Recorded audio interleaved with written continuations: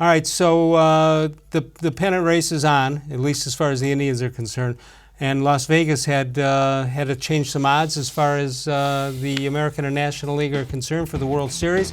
This, of course, after the trade. They've got Houston at 2-1, the Dodgers at 3-1, then the Yankees 6-1, the Braves at 9-1, the Cubs at 14-1, Minnesota 16-1, along with the Cardinals at 18-1, and Cleveland at 20-1. So you got 4 teams in each league, the American and National League. You object to any of those numbers, or at least the way they're ranked?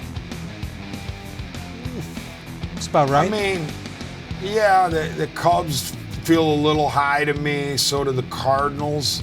I don't trust the Cardinals just because they've, surged to the top of the Central, have been hot for basically 1 month of the season.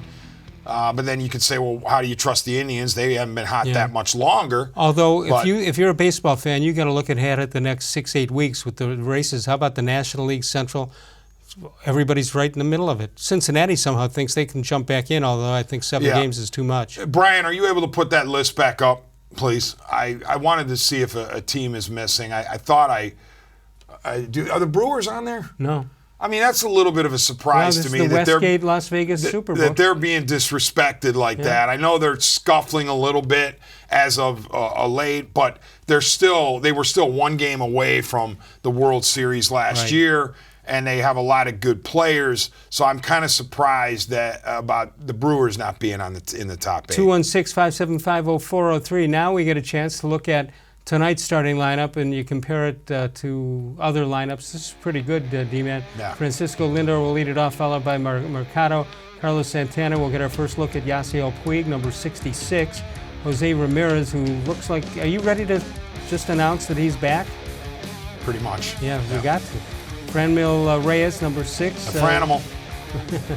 Number 7, Jason-Kipnis, who was a big bomber last night, as was Roberto-Perez, and Tyler-Naquin is batting 9th in that lineup.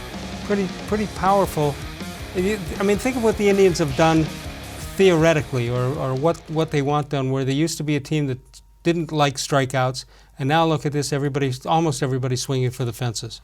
Yeah, it's definitely a lineup that, I'm not going to say automatically makes the opposing pitcher nervous, but you respect the power all of a sudden. You have to. In this lineup. And you need power in the American League if you're going to go places. Who has the advantage, the pitcher that hasn't seen a guy or the batter who hasn't been seen? I want to say, I don't know how the stats go, but I want to say the batter who has not seen a pitcher is at a distinct disadvantage.